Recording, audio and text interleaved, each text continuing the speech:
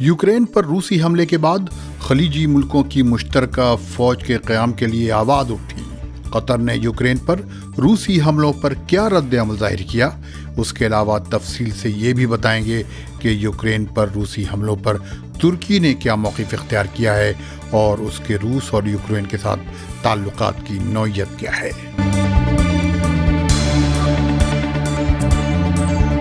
आज सोमवार का दिन और फरवरी की 28 तारीख है।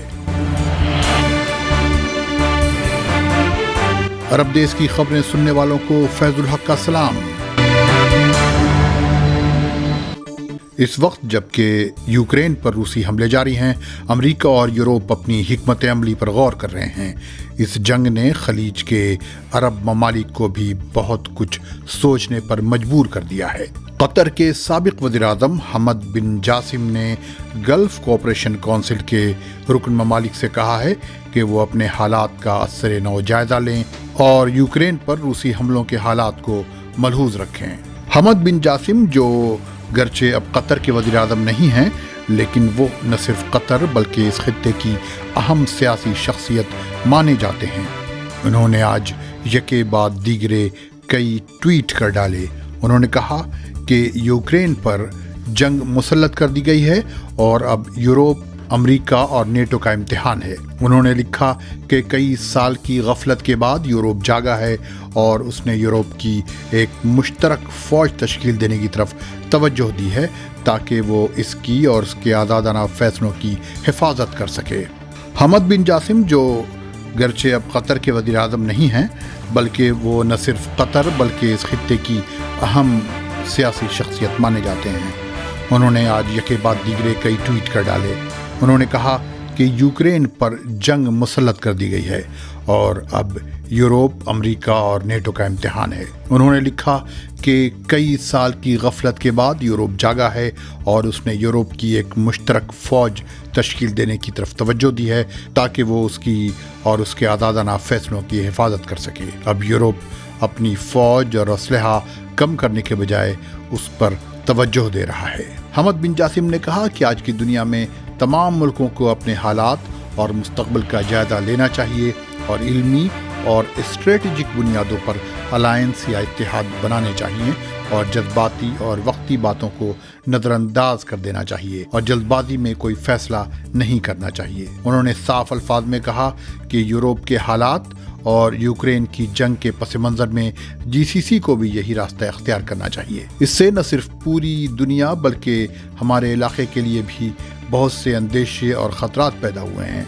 उन्होंने मज़ीद कहा कि जीसीसी मुल्कों को मुख्तलिफ मैदानों में अपने हालात पर नज़रसानी करनी चाहिए और दुनिया में जो डेवलपमेंट्स हो रहे हैं उनका सामना करने के लिए मीडियम और लॉन्ग टर्म स्ट्रेटजी बनानी चाहिए। हमद बिन जासिम ने यह भी कहा कि यूरोप, जो शौक की हालत में है, इनफरादी और मुश्तरक तौर पर अपने हालात का जायज़ा ले रहा है। उसे मशरक़ी और मगरबी यूरोप के दरमियान सर्द जंग याद आई है और वो दूसरी जंग अजीम से कब्ल के हालात को भी नहीं भूला है। इसी दौरान कतर के फॉरेन मिनिस्टर शेख मोहम्मद बिन अब्दुर्रहमान आल सानी ने कहा है कि उनका मुल्क यूक्रेन की इलाकाई सलामती और खुद मुख्तारी को तस्लीम करता है।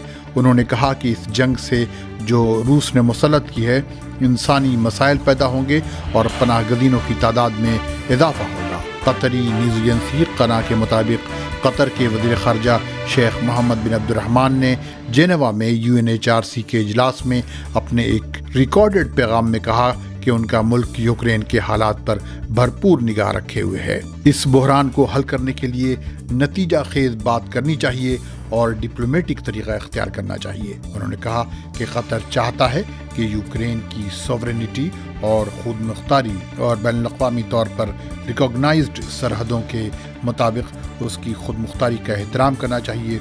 उन्होंने इस मौके पर अक़वाम मुत्तहिदा के चार्टर और बैनुल-अक़वामी क़वानीन याद दिलाए। तुर्की ने यूक्रेन पर रूसी हमलों को जंग करार दिया है।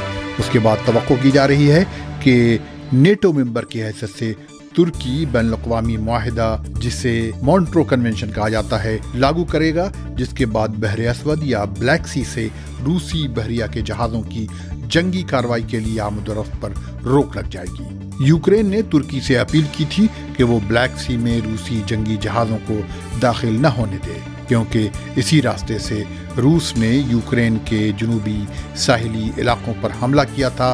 कम से कम 6 रूसी जंगी जहाज और एक पनडुब्बी या सबमरीन तुर्की के स्ट्रेट से गुजरकर ब्लैक सी में दाखिल हुई थी, जहां से यूक्रेन के जनूबी साहिली इलाकों पर हमला किया गया था। तुर्की के वजीर खारजा मौलूद शाओगलू ने CNN टर्क को अपने एक इंटरव्यू में कहा है कि ये महज चंद हवाई हमले नहीं हैं, बल्कि यूक्रेन में हालात ऑफिशियली एक जंग के हैं। हम मॉन्ट्रो कन्वेंशन लागू करेंगे। अब तक तुर्की ने यूक्रेन पर रूसी हमलों को नाकाबिले कबूल करार दिया था, लेकिन अब तक उसे यूक्रेन के खिलाफ जंग करार नहीं दिया था। अब तुर्की ने यूक्रेन पर अपना मौक़िफ़ वाज़ेह कर दिया है और उसने मॉन्ट्रो कन्वेंशन के जरिए उस जंग के खिलाफ कार्रवाई का ऐलान किया है। वाज़ेह रहे कि तुर्की के रूस और यूक्रेन दोनों से गहरे ताल्लुकात रहे हैं। उन दोनों मुल्कों के साथ तुर्की के ताल्लुकात को समझना होगा।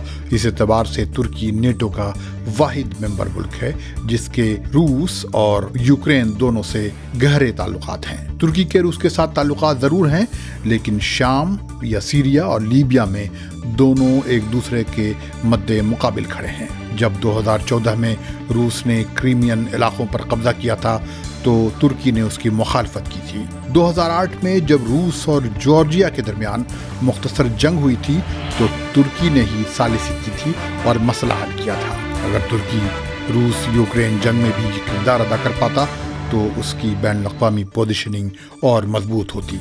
लेकिन तुर्की और फ्रांस दोनों ने कतर से कहा है कि वो इस बहरान का हल निकालने के लिए आगे आए। बताया जाता है कि रूस तुर्की के न्यूक्लियाई प्रोग्राम में मदद कर रहा है। काफ़ी रूसी सयाह भी तुर्की आते हैं। दूसरी तरफ यूक्रेन तुर्की के दिफाई साजो सामान का एक अहम मार्केट है। तुर्की ने अपने ड्रोन यूक्रेन को भी फरोख्त किए हैं। ये भी कहा जाता है कि तुर्की ने ये ड्रोन दिफाई सौदे के तौर पर नहीं बल्कि सपोर्ट और सॉलिडेरिटी के तौर पर दिए हैं। लेकिन रूसी सदर पुतिन नहीं चाहेंगे कि तुर्की का दिया हुआ दिफाई साजो सामान यूक्रेन उसके खिलाफ इस्तेमाल करे। तुर्की रूस और यूक्रेन दोनों से अपने ताल्लुकात से दस्तबरदार होना नहीं चाहेगा।